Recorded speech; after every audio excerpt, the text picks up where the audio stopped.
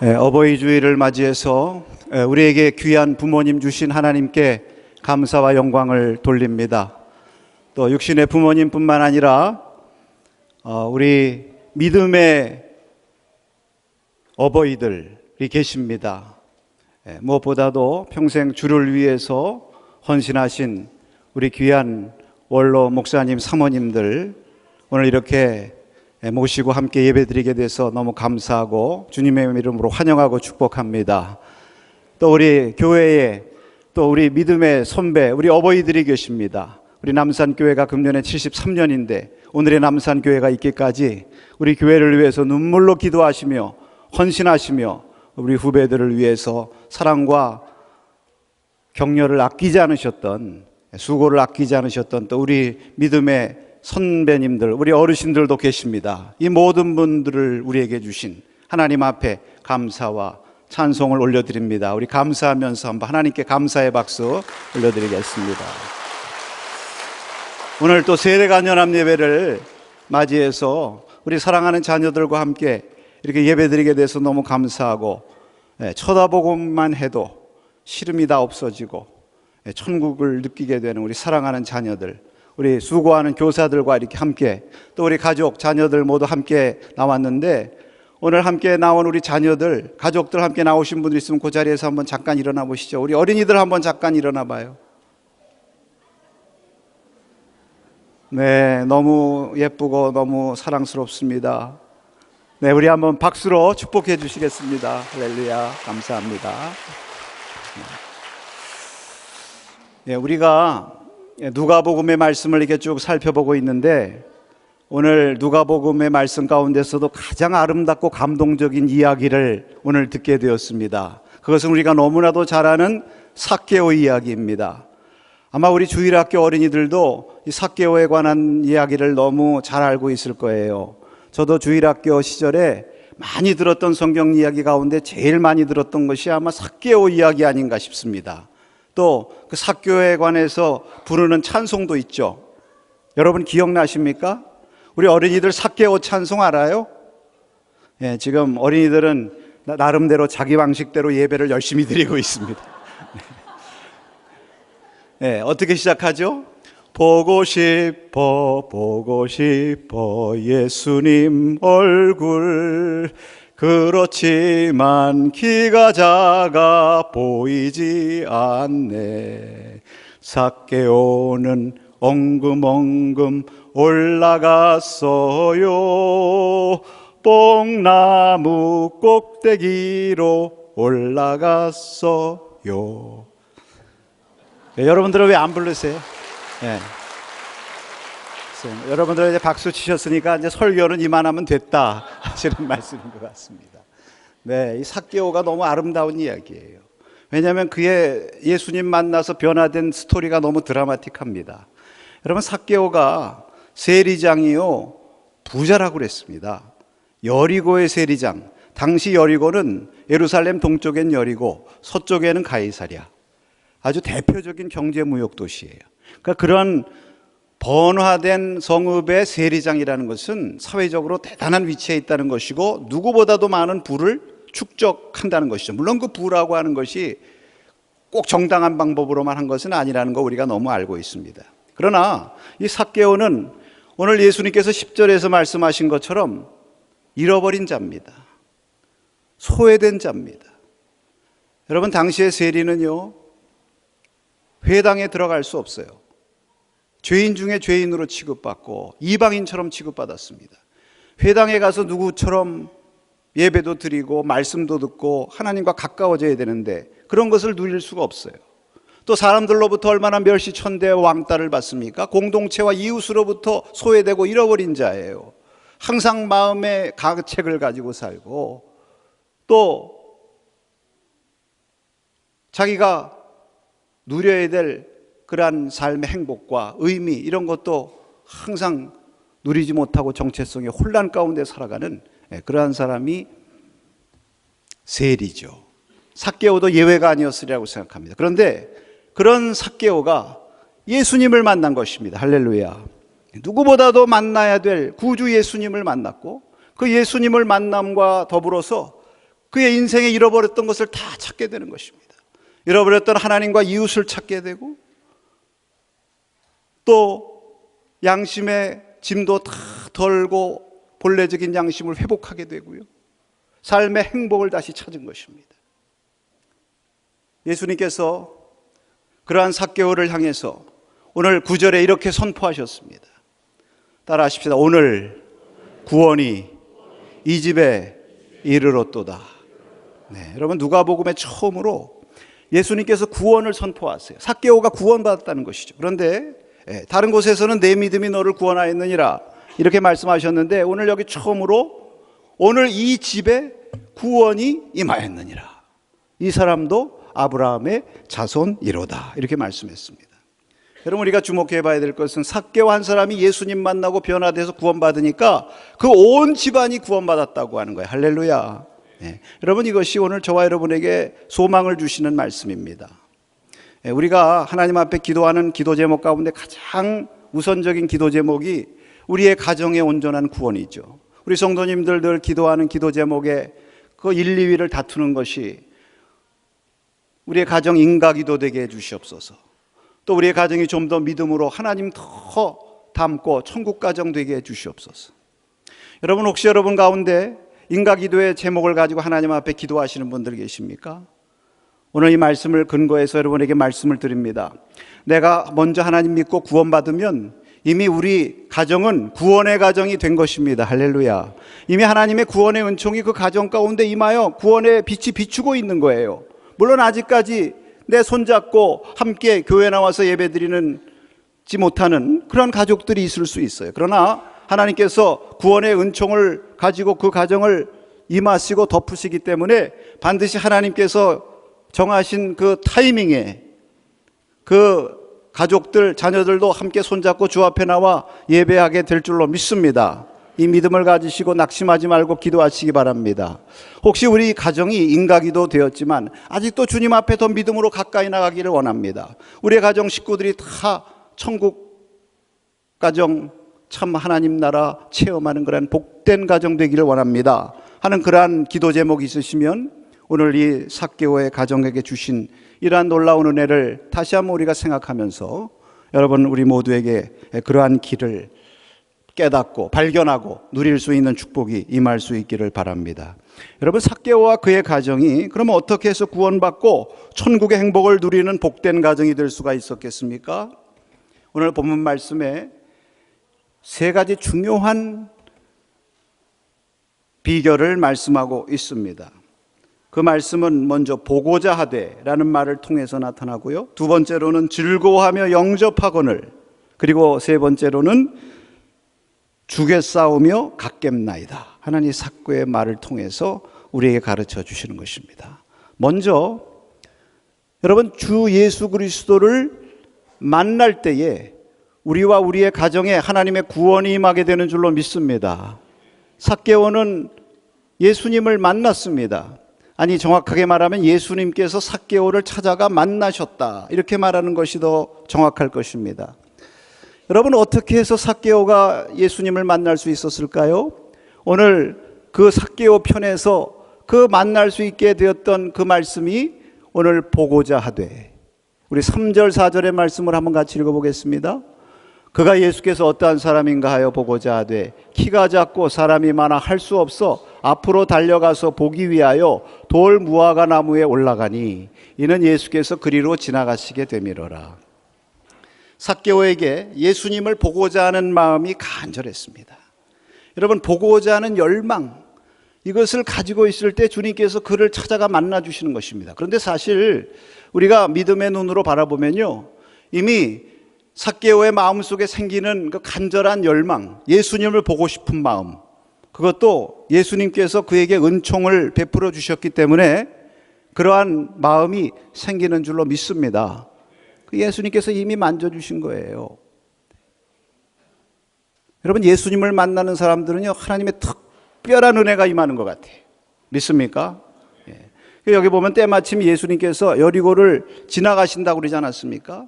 사실 평소에 삭개오가 예수님에 관한 소문도 들었고 특히 세리와 죄인의 친구라고 알려진 그 예수님, 죄를 사하시는 그 예수님, 한번 내가 만나서 내 인생의 문제를 한번 해결해 봐야 되겠다, 그러한 마음이 들었을 것입니다. 그런데 그 예수님이 자기가 사는 동네로 지나가는 거예요, 여러분.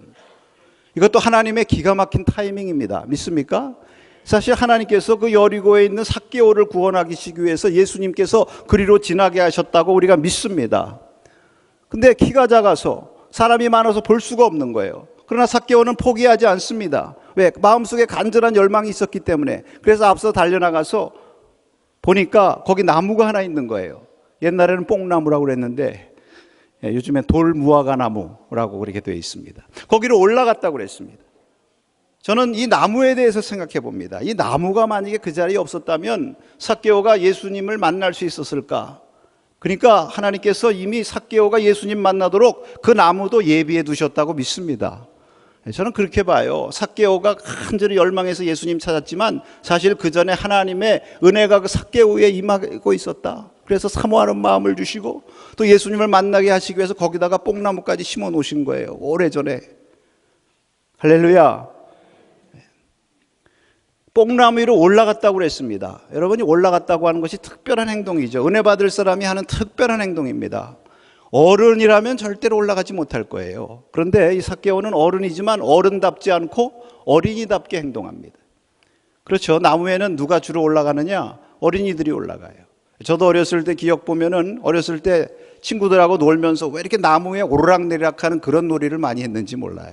그리고 부모님들은 자녀들이 나무에 올라가면 위험하다고 빨리 내려오라고 성화시죠. 어른들은 절대로 나무에 올라가는 법이 없죠. 나무에 올라가서 뭐 먹을 것을 따는 것을 직업으로 하는 사람 빼놓고는. 근데 아이들은 올라가거든요. 이 삭개오가 나무에 올라갔다는 것은 그 마음이 어린아이와 같았다. 여러분 누가복음에서 지금 계속 18장에서 하시는 말씀, 지난번에도 말씀드렸지만 누가 천국에 들어간다고 그랬습니까? 어린아이와 같은 자가 들어간다. 그런 말씀을 하고 계신 것 같아요. 여러분 이 돌 무화과 나무를 교부들이 영적으로 보면 교회와 같다 그랬습니다. 왜? 그곳에서 하나님을 만났기 때문에, 예수님을 만나는 곳이기 때문에. 우리가 세상에서 살 때 때로는 복잡하고 우리의 삶이 힘들고 또 많은 사람들 가운데 둘러싸여 살기 때문에 주님이 잘 안 보일 때가 있습니다. 그럴 때 여러분 주님을 만나는 거룩한 하나님의 몸된 교회로 달려나오시기를 바랍니다. 오늘도 그러한 믿음으로 여러분 이 자리에 달려나오신 줄로 믿습니다. 주님께서 여러분 만나 주시는 것입니다. 여러분 우리 믿음의 성도들은 어떠한 사람들입니까? 오늘 이 삭개오가 가졌던 주님을 보고자 하는 간절한 열망을 우리가 가져야 될 것입니다.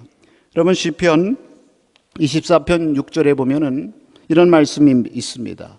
이는 여호와를 찾는 족속이요 야곱의 하나님의 얼굴을 구하는 자로다. 여러분 저와 여러분은 하나님께서 어떠한 족속으로 만드셨느냐 하면 여호와를 찾는 족속, 하나님의 얼굴을 구하는 자로 우리를 세우셨습니다. 믿습니까? 그래서 우리가 우리의 성도의 가장 중요한 본분은 하나님을 찾는 거예요. 하나님을 보고자 하는 간절한 마음을 가지고 살아가는 것입니다. 성경의 믿음의 조상들도 다 이런 마음을 가지고 살았어요. 네, 여러분 모세가 얼마나 하나님 만나기를 원했습니까? 주님의 영광을 보기를 원하나이다. 출애굽기 33장. 그럴 때 하나님께서 그에게 얼굴은 아니지만 등을 보여주셨다고 그랬어요. 그리고 중요한 것은 하나님께서 그 모세를 친구처럼, 뭐처럼요? 친구처럼 그 얼굴을 대면함과 같이 그에게 말씀하시고 그에게 나타나셨다. 여러분 다윗이 얼마나 하나님 얼굴 보기를 원했습니까? 그의 시편에는 늘 하나님을 구하는 그 다윗의 간절한 소망이 표현되어 있습니다. 시편 27편 8절에 보면 너희는 내 얼굴을 찾으라 하실 때 내가 마음으로 주께 말하되 여호와여 내가 주의 얼굴을 찾으리이다 하였나이다. 그렇게 간절히 찾고 주님을 보고자 열망했기 때문에 다윗도 주님을 늘 만나고 주님 주시는 구원과 천국의 기쁨을 누리게 된 줄로 믿습니다. 여러분 우리의 삶 가운데 늘 주님을 찾는 그런 간절한 사모함이 있기를 바랍니다. 우리의 가정에 주님을 찾는 간절한 사모함이 있기를 바랍니다. 그럴 때 주님께서 찾아오시는 것입니다. 여러분은 주님을 보기 위해서, 여러분의 가정에서 주님 만나기 위해서 어떠한 남다른 이 삭개오와 같은 남다른 특별한 행동을 하신 적이 있습니까? 내가 한번 주님을 만나야 되겠다, 우리 가정의 식구들이 주님 만나야 되겠다는 마음을 가지고 남보다 더 열심히 기도하고 남보다 더 가정 예배 열심히 드리고 정말 성경 열심히 읽고 어떤 남다른 헌신을 하셨습니까?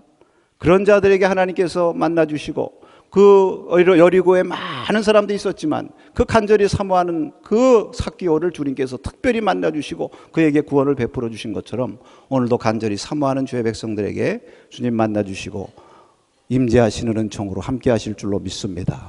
그 다음에 두 번째로 이 삭개오가 예수님을 그의 집으로 모셔드렸습니다. 예수님께서 그의 집으로 들어가셨습니다.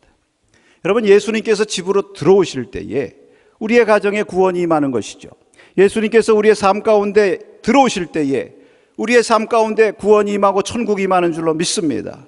그렇게 하기 위해서는요, 이 삭개오처럼 우리가 즐거이 예수님을 영접해야 되는 것입니다. 예수님께서 지나가다가 걸음을 멈추셨어요. 자기를 보기를 원하는 그러한 자를 절대로 지나치지 않으시는 은혜의 주님이신 줄로 믿습니다.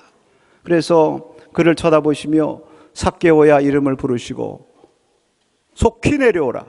내가 오늘 너의 집에 유하여야 하겠다. 여러분 얼마나 당황했을까요? 아마 저 같은 경우였다면 놀래가지고 나무에서 떨어졌을지도 몰라요. 예수님이 우리 집에 들어오신다고.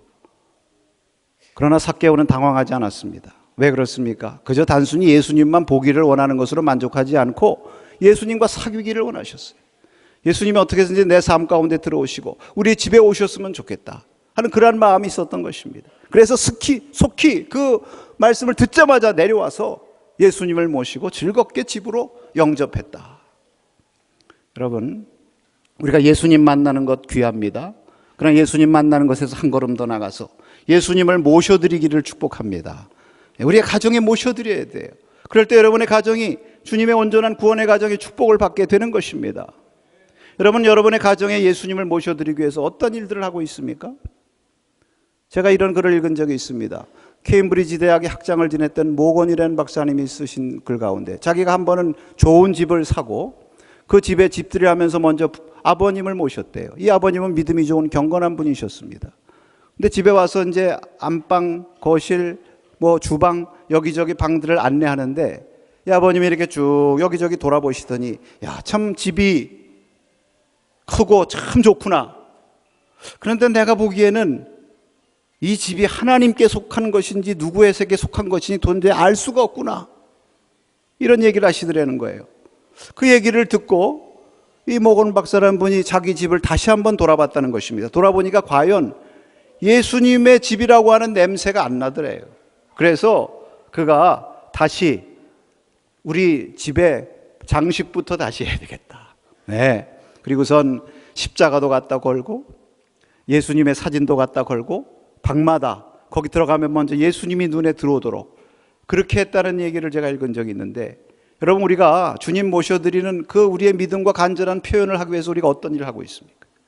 제가 신방을 가보면 어떤 가정은 참 조그만 책상에다가 이렇게 성경책도 올려놓고 이렇게 거실에 있는 그런 가정도 있고요. 또 십자가를 군데군데 걸어놓기도 하고 예수님의 그림 걸어놓기도 하고 어떻게든지 내가 예수님을 모시고 살아야 되겠다 하는 그러한 마음이 이렇게 느껴지는 그러한 가정들이 있습니다.